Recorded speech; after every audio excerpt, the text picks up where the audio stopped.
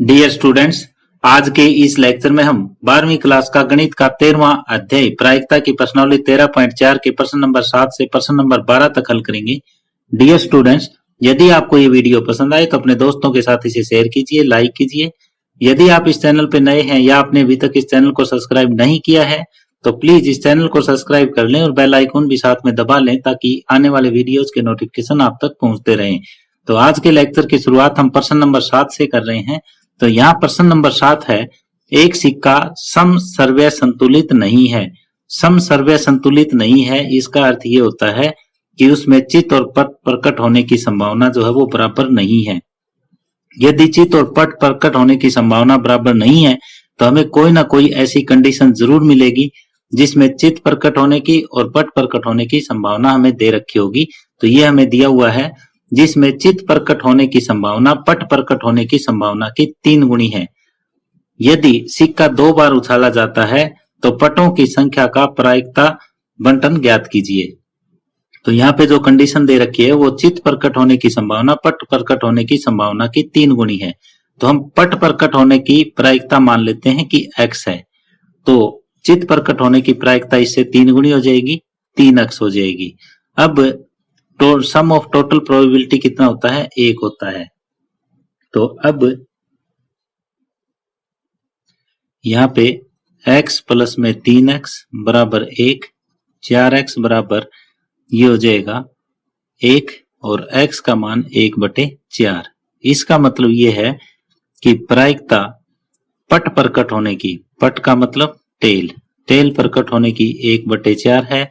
तो प्रायिकता चित्त प्रकट होने की 1/4 गुणा में 3 यानी कि 3/4, यानी p का मान 1/4, आप इसको p कह सकते हो और इसको q कह सकते हो। ये पट प्रकट होने की संभावना और ये पट प्रकट न होने की संभावना, ये आ जाएगा। अब है, जब एक सिक्के को 2 बार उछाला जाता है तो प्रतिदर्श समष्टि क्या होता है। तो ये हम लिखेंगे, जब एक सिक्के को 2 बार उछालते हैं तो प्रतिदर्श समष्टि, इस पे कोई प्रभाव नहीं पड़ेगा। ये बिल्कुल सेम उसी तरीके से होगा जैसे एक जो है समसर्वय सिक्का ना हो, सिंपल सिक्का हो, उसकी तरह से। या तो पहली उछाल में हेड आएगा, दूसरी में भी हेड आ जाएगा, या हेड टेल आ जाएगा, या टेल हेड आ जाएगा, या दोनों फिर टेल आ जाएंगे। तो ये कंडीशन हो सकती है। अब हम ये मान लेते हैं कि जो x है वो एक यादृच्छिक चर है। माना x एक यादृच्छिक चर, रैंडम वेरिएबल है और इसके मान जो हैं वो क्या हो जाएंगे, 0, 1, 2 होंगे, क्योंकि सिक्का 2 बार उछाला गया है और उसमें जो टेल आने की संभावना है वो या तो 0 होगी, या 1 होगी, या 2 होगी। यादृच्छिक चर है और यहाँ पे किसके लिए यादृच्छिक चर है, ये पट प्रकट होने के लिए। यहाँ पे x एक यादृच्छिक चर है और ये पटों की संख्या के लिए है। ये आप जरूर लिखोगे कि किसके लिए है। अब हमें प्रायिकता ज्ञात करनी है जब पटों की संख्या क्या हो, 0 हो। तो यहाँ पे प्रायिकता कोई पट ना हो, कोई पट ना हो तो इसका मतलब क्या होगा, जब कोई पट ना हो तो दोनों हेड हेड आ जाएंगे, पहले पे भी हेड, दूसरे पे भी हेड। तो पहले की प्रोबेबिलिटी हेड की हमारे पास क्या आ जाएगा, 3/4 गुणा 3/4, इसको q गुणा q भी लिख सकते हो आप, ये हो जाएगा 9/16। अब px इज इक्वल टू 1, यानी या तो पहली जगह पट प्रकट हो या दूसरी जगह पट प्रकट हो। तो यहाँ पे प्रायिकता क्या हो जाएगा, या तो हेड टेल का हो जाएगा या फिर टेल हेड का, ये आ जाएंगे कि एक जगह पट प्रकट हो। तो इसको हम ये लिख सकते हैं PHT प्लस में PTH। तो ये हेड आने की प्रायिकता 3/4 और टेल आने की 1/4, ये 1/4 गुणा 3/4, तो 3 और 3 6/16 16 आ जाएगा ये। अब नेक्स्ट हम बढ़ते हैं, जब दोनों के दोनों पट आ जाए, P X is equal to 2, यहाँ पे भी पट आ जाए, यहाँ पे भी पट आ जाए, तो इसका अर्थ ये हुआ कि यहाँ पे भी 1/4, यहाँ पे भी 1/4, तो ये 1/16 हो जाएगा। अब हमें प्रायिकता बंटन ज्ञात करना है। प्रायिकता बंटन, प्रायिकता बंटन के लिए यहाँ पे x का मान और यहाँ पे px का मान, जब x का मान 0 है तो px का मान 9/16 है, जब x का मान 1 है तो px का मान 6/16 है, और जब x का मान 2 है तो px का मान 1/16 है, ये आ जाएगा। तो ये प्रायिकता बंटन आया और ये इस प्रश्न का उत्तर हुआ और प्रश्न नंबर 7 कंप्लीट हुआ।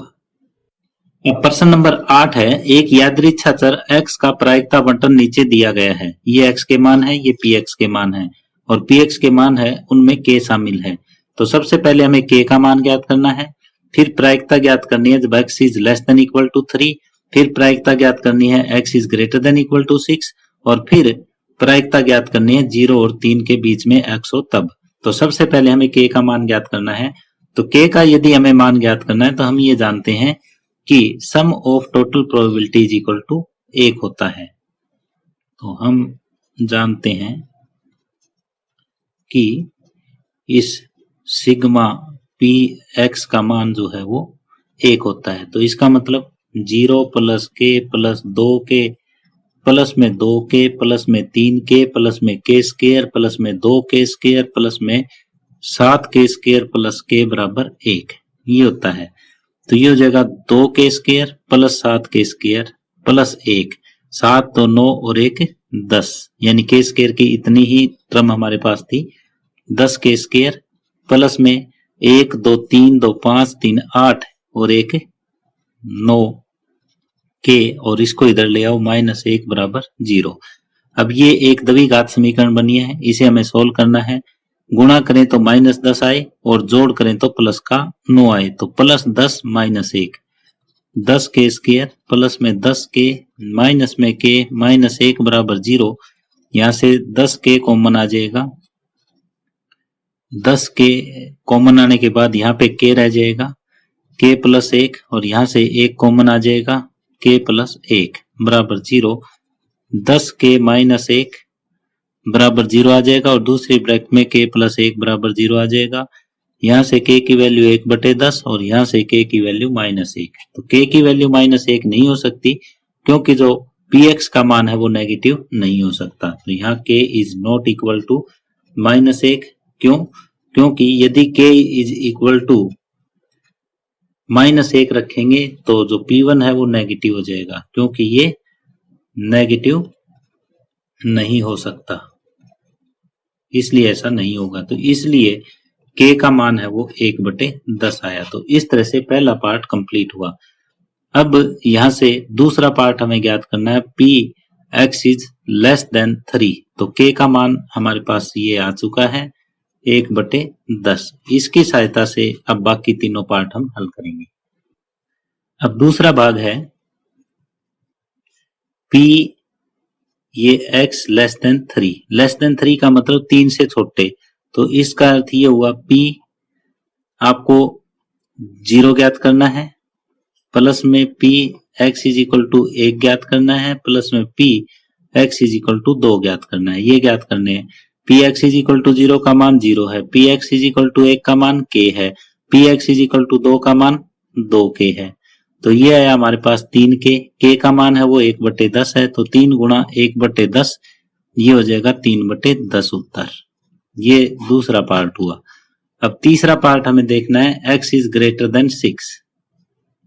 तीसरा part p x is greater than 6, तो इसका मतलब 6 से बड़ा तो एक ही संख्या हमारे पास है p, ये हो जाएगा x is equal to 7, p x is equal to 7 पे है 7k स्क्वायर प्लस में k का मान 1/10 है, तो 7 गुणा 1/10 का वर्ग प्लस में 1/10, तो ये हो जाएगा 7/100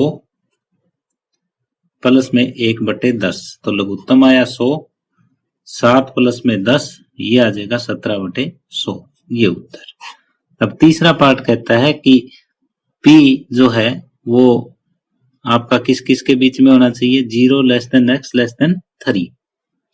ये तीसरा पार्ट। आगे कि P 0 less than x less than 3, 0 और 3 के बीच में एक तो x का मान 1 होगा और एक x का मान 2 होगा। x इज इक्वल टू 1 होगा और p x is equal to 2 होगा। जब p x is equal to 1 है उस समय इसका मान देखो क्या है, p x is equal to 1 पे k है और p x is equal to 2 पर 2k है। तो ये हम यहाँ पे रख देंगे k प्लस 2k, ये हो जाएगा, ये होगा 3k और k का मान है वो 1/10 है, तो ये 3/10 हो जाएगा। तो इस तरह से ये चारों भाग हमारे कंप्लीट हुए। सबसे पहले हमने क्या किया, k का मान ज्ञात किया। k का मान कैसे ज्ञात कर सकते हैं, इन सभी का जो जोड़ है वो 1 के बराबर होता है। ये एक द्विघात समीकरण बनेगी, k के 2 मान आएंगे, k का मान नेगेटिव नहीं हो सकता, k का मान केवल पॉजिटिव होगा और वो 1/10 आया। अब दोबारा से दूसरा पार्ट हमें करना है, p x is less then 3। x is less then 3 के लिए x के बराबर 0, 1 और 2 आ जाएंगे। इनके मान हमने यहाँ से रखे और फिर k का मान। इसी तरह से x greater than equal to greater than 6 के लिए केवल 7 वाला पार्ट आ जाएगा, k का मान रख देंगे और उत्तर आ जाएगा। अब 0 से 3 के बीच में कौन कौन सी संख्या होती है, एक तो 1 होती है, एक 2 होती है। यहाँ पे p x is equal to 1 का मान रखा, p x is equal to 2 का रखा, तो ये 1 और 2 3 के आ जाएगा और k का मान 1/10 रखेंगे तो उत्तर 3/10। तो इस तरह से प्रश्न नंबर 8 कंप्लीट हुआ। आगे प्रश्न नंबर 9 है, एक यादृच्छा चर x का प्रायिकता फलन px निम्न प्रकार से है जहां k कोई संख्या है। px का मान दे रखा है, यदि x बराबर 0 है तो k, x बराबर 1 है तो 2k, x बराबर 2 है तो 3k, अदरवाइज जैसे x बराबर 3, 4, 5 है तो ये सभी के लिए 0 है।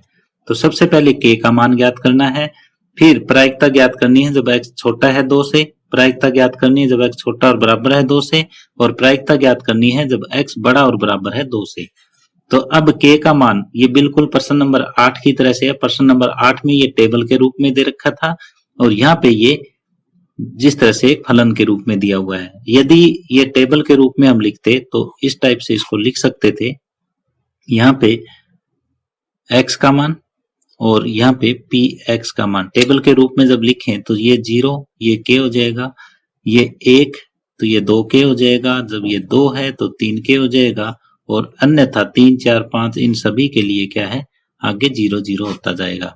ये टेबल के रूप में हम इस तरीके से लिख सकते थे। तो अब बिल्कुल क्वेश्चन नंबर 8 की तरह करेंगे, यानी पहले भाग के लिए हम ये जानते हैं कि सिग्मा px का मान जो है वो 1 होता है, ये हमें पता है। ये लिख दो कि हम जानते हैं कि सिग्मा px का मान 1, तो इसका मतलब k plus 2k plus 3k plus आगे सारी 0, 0, 0 है, तो इन सभी का मान 1, 3, 2, 5 और 1 6 के बराबर 1 और यहाँ से k का मान आ जाएगा 1/6। तो पहला पार्ट इस तरीके से कंप्लीट हुआ। अब दूसरे पार्ट में ये कहता है बी भाग में p x is less then 2, तो x इज लेस देन 2 का मतलब 0 और 1 दोनों आ जाएंगे। p x is equal to 0 plus में p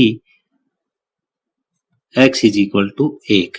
x is equal to 0 पे मान k है और 1 पर 2k है, तो ये हो जाएगा 3k और k का मान हमने 1/6 ज्ञात किया है, तो ये 3 एकम 3, 3 दूना 6, ये 1/2 आ जाएगा। अब इसका दूसरा भाग देखो, ये px इज लेस देन 2 आया। अब px is less than equal to 2 ज्ञात करना है। px is less than equal to 2, 2 भी इसमें शामिल होगा। इक्वल टू का मतलब यहाँ पे 2 भी शामिल होगा, तो इसको हम इस तरीके से लिख सकते हैं कि px is equal to 0 plus में px is equal to 1 plus में px इज इक्वल टू 2, ये तीनों शामिल हो जाएंगे। यहाँ पे मान हमें k दे रखा है, ये 2k दे रखा है और ये 3k दे रखा है। 3, 2, 5 और 1 6k हो जाएगा और k का मान 1/6 में मिला है, 6 से 6 कट के ये 1 उत्तर आ जाएगा। अब एक पार्ट और है, जब p x is greater than equal to 2, ये हमें ज्ञात करना है। पहले ये ज्ञात किया था, अब ये ज्ञात करना है। तो 2 से बड़ा और 2 के बराबर, तो इसका मतलब p x is equal to 2 plus में p x is equal to 3 plus में p x is equal to 4 और ऐसे ही बढ़ता जाएगा। तो p x is equal to 2 का मान हमारे पास 3k है और बाकी सभी का मान 0 0 0 है। तो ये 3k का मान हम यहाँ पे लिख सकते हैं कि 1/6 आएगा। तो इसको 1/6 और 3, 3 एकम 3, 3 दूना 6, तो ये 1/2 उत्तर आ जाएगा। इस तरह से प्रश्न नंबर 9 कंप्लीट हुआ। प्रश्न नंबर 10 है, एक न्याय सिक्के की 3 उछालों पर प्राप्त चितों की संख्या का माध्य ज्ञात कीजिए। तो सबसे पहले हमें प्रायिकता बंटन ज्ञात करना पड़ेगा और इसके बाद माध्य ज्ञात करेंगे। तो 3 उछाल है हमारे पास, तो 3 उछाल पर चितों की संख्या का माध्य, तो 3 उछालों पर पहले चितों की संख्या का हमें प्रायिकता बंटन ज्ञात करना पड़ेगा। तो जब हम एक सिक्के को एक बार उछालते हैं तो उस समय चित आने की जो प्रायिकता है वो ज्ञात करेंगे कि जब एक सिक्के को एक बार उछाला जाता है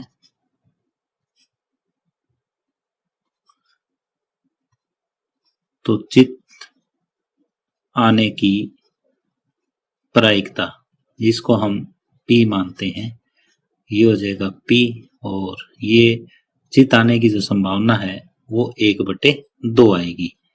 और चित न आने की प्रायिकता, इसको Q मान लेते हैं। चित न आने की प्रायिकता ये हम Q मान लेंगे और ये हो जाएगा 1 - 1/2 बराबर 1/2। तो जब एक सिक्के को हम 3 बार उछालते हैं तो यहाँ पे जो हम रैंडम वेरिएबल मान लेंगे वो x मान लेंगे, यादृच्छा है वो x मान लेंगे। माना एक सिक्के को 3 बार उछालने पर चित आने की संख्या को हम किससे दर्शाते हैं? यादृच्छिक चर x से दर्शाते हैं। यादृच्छिक चर x माना एक सिक्के को 3 पर चित उछालने को यादृच्छिक चर x मानते हैं और x के जो संभावित मान है वो कौन कौन से हो सकते हैं? तो x के संभावित मान ये हो सकते हैं कौन कौन से?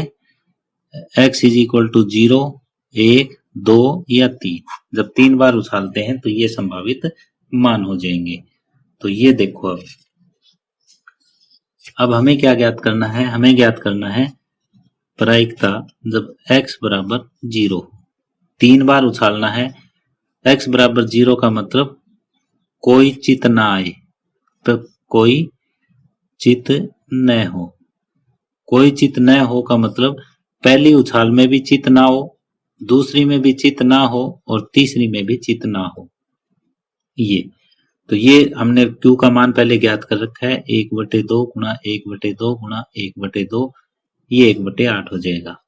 और जब P x is equal to 1 हो तो एक उछाल पर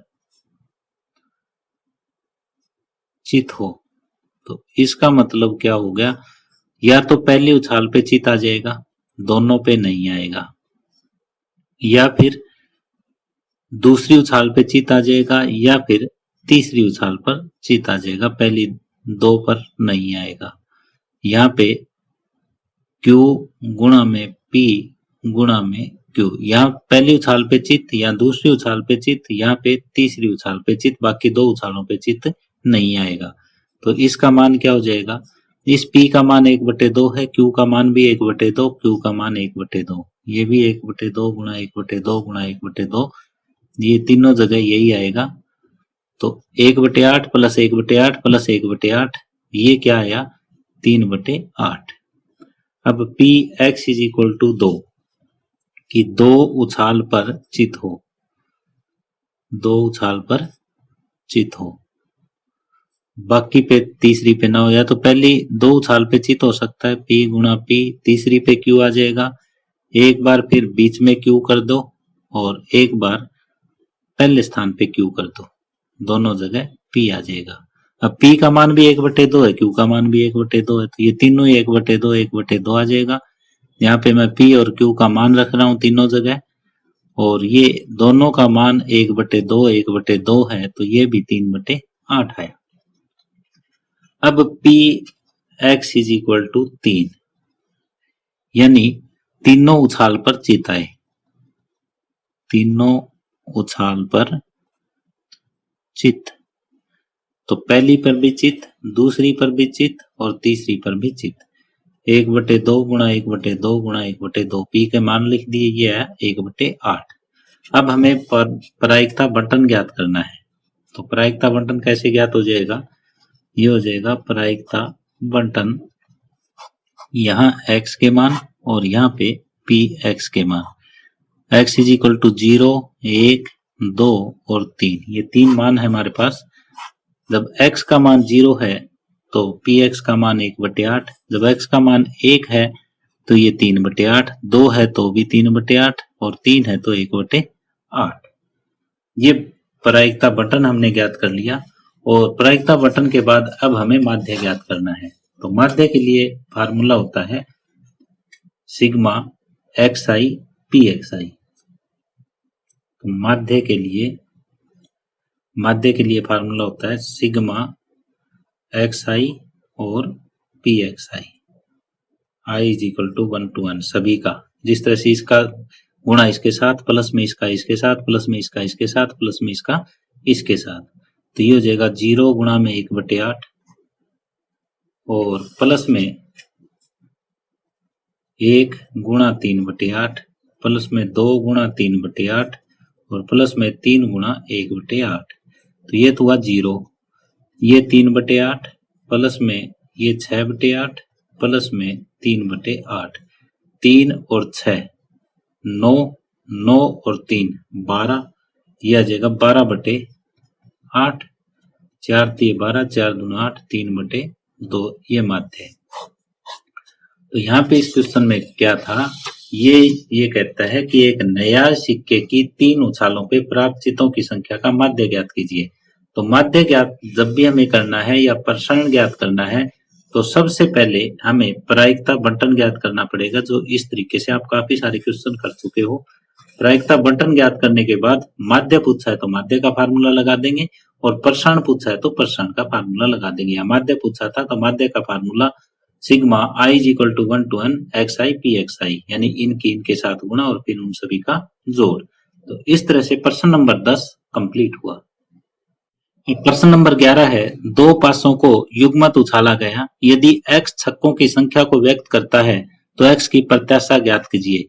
प्रत्याशा होता है वो भी एक माध्य ही होता है, जैसे पहले वाला क्वेश्चन था, इसी तरीके से इसे करेंगे कि दो पासों को युग्मत उछाला जाता है और x छक्कों की संख्या को व्यक्त करता है, तो जब एक पासे को एक बार उछाला जाता है तो 6 आने की संभावना कितनी होती है, 1/6, और उसको हम p मानते हैं कि जब एक पासे को एक बार उछालता है तो प्रायिकता 6 आने की प्रायिकता, जो प्रायिकता है ये किसकी है, 6 आने की। तो 6 तो एक बार ही आ सकता है तो 1/6, और 6 नए आने की प्रायिकता, 6 नए आने की प्रायिकता को हम मान लेते हैं Q, इसको मान लेते हैं P। Q आ जाएगा 1 माइनस 1/6, तो ये 6 में से 1 जाएगा 5/6, इसको स्मॉल p मान लो, इसको स्मॉल q मान लो। अब हम ये मानते हैं कि जब दो पासों को युग्मत उछाला जाता है तो 6 आने की संभावना को यादृच्छिक चर x हम मान लेते हैं। माना x एक यादृच्छिक चर है, जब एक यानी जब एक जोड़ा पासा या दो पासों को, जब दो पासों को युग्मत उछाला जाता है और क्या आता है, और संख्या 6 आती है। इसके लिए हमने एक यादृच्छिक क्या माना, x। अब x के जो संभावित मान है वो कौन कौन से हो सकते हैं, 2 बार उछालना है तो x के संभावित मान ये हो सकते हैं, 0 हो सकता है कि हमने उछाला और कौन से पासे पे ही 6 नहीं आया, या एक पासे पे 6 आ सकता है या दोनों पे 6 आ सकता है। तो ये 3 ही संभावना हो सकती है। तो px इज इक्वल टू 0। तो इसका मतलब किसी भी पासे पर 6 ना आए, तो किसी भी पासे पर 6 न आए, इसका मतलब न तो पहले पासे पर 6 आए न दूसरे पर 6 न आने का, पहले पासे पर भी 6 न आए दूसरे पे भी 6 न आए। तो इसका मतलब Q का मान हमने 5/6 निकाला है, ये भी 5/6 और ये हो जाएगा 25/36। और px इज इक्वल टू 1 जब ज्ञात करेंगे तो इसका मतलब कि एक पासे पर क्या है, संख्या 6 आए। तो या तो पहले पासे पर संख्या 6 आ सकती है दूसरे पे ना आए, या फिर दूसरे पे ना आए और पहले पे आ जाए। ये दो ही इसके स्टेप हो सकते हैं। तो यहाँ पे हम P और Q के मान रख देंगे। P का मान है वो 1/6 है और Q का मान 5/6 है। तो यहाँ Q का मान 5/6 और ये 1/6, 5 और 5 10/36 हो जाएगा। अब x बराबर जब 2 हो तो इसका मतलब दोनों पासों पर संख्या 6 आए, दोनों पासों पर संख्या 6 आए।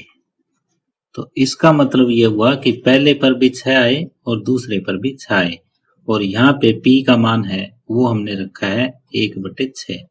1/6 गुणा 1/6 ये हो जाएगा 1/36।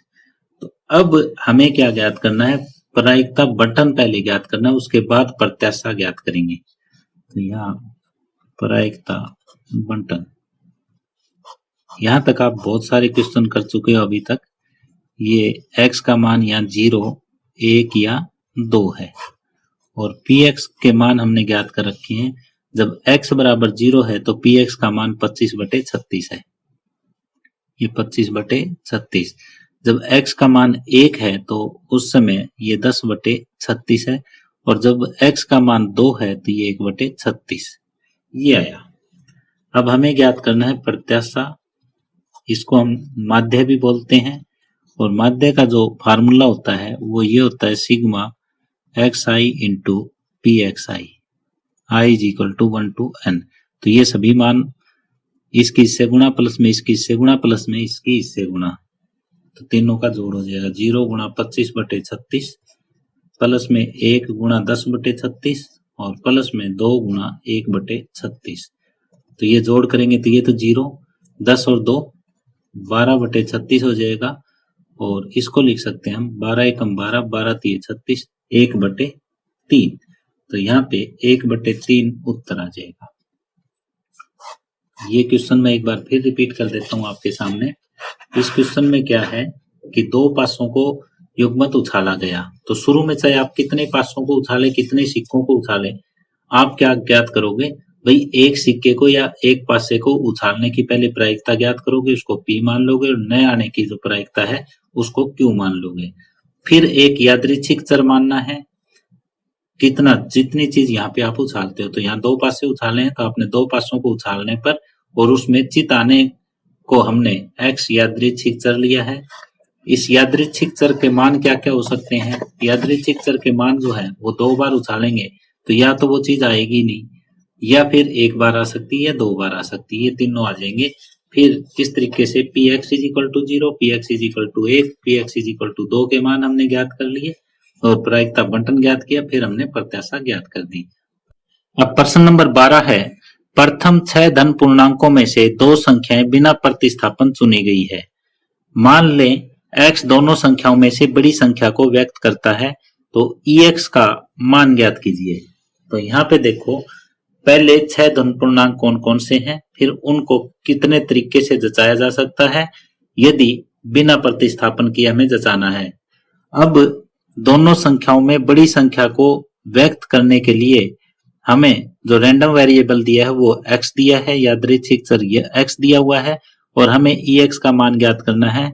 ex का मतलब ये होता है कि माध्य हमें ज्ञात करना, माध्य दे दो, प्रत्याशा दे दो, ex दे दो, इन सभी का मान माध्य ज्ञात करना ही होता है। तो हम देख लेते हैं कि पहले 6 धन पूर्णांक कौन से होते हैं, 1 2 3 4 5 6। अब 6 पूर्णांकों में से कोई 2 हमें चुनने हैं, तो और बिना प्रतिस्थापन चुनने हैं। तो पहला पूर्णांक जो चुनने की संभावना होती है वो 6 होती है। अब इसको दोबारा से चुनना नहीं है, जो एक बार इनमें से ले लिया गया, बचे हुए 5 है तो दूसरा चुनने की 5 होती है, तो कुल जो तरीके होंगे वो 30 हो जाएंगे। अब हम ये मान लेते हैं कि x है वो यादृच्छिक चर है जो 2 संख्याओं में से बड़ी संख्या को व्यक्त करता है। माना यादृच्छिक चर x 2 संख्याओं में से बड़ी संख्या को व्यक्त करता है। तो x के संभावित मान कौन कौन से हो सकते हैं, x के जो संभावित मान है वो ये हो सकते हैं कि पहले मान लिया कि ये 2 संख्या हमने ली है, तो बड़ी संख्या कौन है, 2 है, तो बड़ी संख्या 2 हो सकती है, 3 हो सकती है, 4 हो सकती है, 5 हो सकती है और 6 हो सकती है। 1 नहीं हो सकती, क्योंकि जब भी हम 2 संख्या कोई भी इनमें से लेंगे तो 1 है वो छोटी संख्या ही रहेगी। तो 2 3 4 5 या 6 में से कोई भी हो सकती है। अब हम प्रायिकता ज्ञात करते हैं कि जब x इज इक्वल टू 2 हो तो उस समय जो संभावित मान है वो कौन कौन से हो जाएंगे, तो वो संभावित मान ये हो जाएंगे, एक तो 1 2 और 2 1, यानी बड़ी संख्या में 2 लेनी है तो या तो 1 2 हो सकता है या 2 1 हो सकता है। तो यहाँ पे जो हमारे पास अवयव है वो 2 आए और कुल जो तरीके हैं वो 30 है, तो ये 2/30 आ जाएगा और यहाँ 1/15 ये काट के हम लिख सकते हैं। जब x इज इक्वल टू 3 हो उस समय यहाँ पे कौन कौन से अवयव बन सकते हैं, तब ये अवयव बनेंगे 1 2 1 3 3 1 और 3 2, और यानी यहाँ एक तरफ 3 जरूर आना चाहिए, तो 1 3 ठीक है, 3 1 ठीक है, 3 2 ठीक है, यहाँ पे 2 3 आना चाहिए था कि एक तरफ 3 जरूर आना चाहिए इसमें, क्योंकि 3 संख्या हमने बड़ी ली है। तो 2 3 3 2 1 3 3 1, बाकी जैसे 4 है तो वो बड़ा हो जाएगा, बड़ी संख्या जो है वो हमें ये लेनी है। तो यहाँ पे 4 अवयव है, तो ये 4/30 और ये हो जाएगा 2/15। इसी तरह से यदि हम बड़ी संख्या 4 लेते हैं तो यहाँ पे क्या क्या अवयव हो जाएंगे, 1 के साथ 4 आ जाएगा, 2 के साथ 4 आ जाएगा, 3 के साथ 4 आ जाएगा और बाकी इससे विपरीत हो जाएगी, 4 के साथ 3, 4 के साथ 2 और 4 के साथ 1, यानी एक जो बड़ी संख्या वो 4 आ जाए तो 1 2 3 4 5 6, तो यहाँ पे 6/30, तो ये काटोगे तो 1/5 आ जाएगा। अब P X is equal to 5, तो यहाँ पे बड़ी संख्या 5 आए तो 1 5 2 5 3 5 4 5 और वापिस विपरीत कर दो, 5 4 5 3 5 2 और 5 1, यानी बड़ी संख्या वो यहाँ पे 5 है, तो इसकी प्रायिकता 1 2 3 4 5 6 7 8, तो 8/30 हो जाएगी और ये काट के लिख सकते हैं हम 4/15। अब जब x इज इक्वल टू 6 है, बड़ी संख्या वो 6 है, तो ये हो जाएगा 1 6 2 6 3 6 4 6 5 6, विपरीत क्रम में 6 5 6 4 6 3 6 2 और 6 1, ये आ जाएगा 1 2 3 4 5 6 7 8 9 10, तो ये 10/30 यानी 1/3। अब प्रायिकता बंटन हम ज्ञात कर लेंगे। प्रायिकता बंटन हम ज्ञात करेंगे तो x और यहाँ पे px का मान, x का मान देखो क्या क्या है, x 2 3 4 5 6 ये है। तो यहाँ से जब x = 2 है तो ये 1/15 है, जब 3 है तो 2/15 है, और जब 4 है तो उस समय ये मान 1/5 है, और जब 5 है x का मान तो ये 4/15 है, और जब x का मान 6 है तो ये 1/3 है। ये हमारे पास प्रायिकता बंटन आया। अब हमें EX ज्ञात करना है। EX का मतलब माध्य, और ये होता है sigma XI into PXI, I = 1 to N।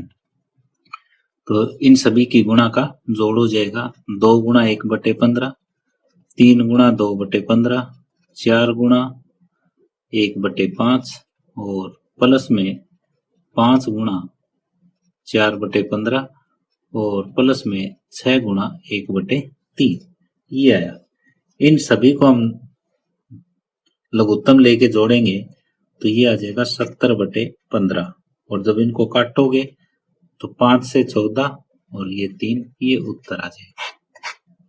तो यहाँ पे क्या था, यहाँ पे ये था कि बड़ी संख्या कौन कौन सी हो सकती है, जब इनमें से दो संख्या जुड़े, 2 हो सकती है, 3 हो सकती है, 4 हो सकती है, 5 हो सकती है, 6 हो सकती है। जब बड़ी संख्या 2 हो उस समय 1 2 या 2 1 ये संभावित मान। जब बड़ी संख्या 3 हो तो एक तरफ 3 का होना जरूरी है, 1 3 2 3, फिर इसका विपरीत। इसी तरह से 4 तो एक तरफ 4 होना जरूरी है, 5 में एक तरफ 5 होना जरूरी है, 6 में एक तरफ 6 होना जरूरी है। इस तरह से प्रायिकता बंटन हमने ज्ञात किया और फिर उसका मध्य हमने ज्ञात कर लिया। प्रश्न नंबर 12 कंप्लीट हुआ। डियर स्टूडेंट्स, इसी के साथ ही आज का ये लेक्चर हम यहीं समाप्त कर रहे हैं। यदि आपको ये वीडियो पसंद आई हो तो अपने दोस्तों के साथ इसे शेयर कीजिए, लाइक कीजिए। यदि आप इस चैनल पे नए हैं या आपने अभी तक इस चैनल को सब्सक्राइब नहीं किया है तो प्लीज इस चैनल को सब्सक्राइब कर लें और बेल आइकॉन भी साथ में दबा लें ताकि आने वाले वीडियोस के नोटिफिकेशन आप तक पहुंचते रहें। धन्यवाद।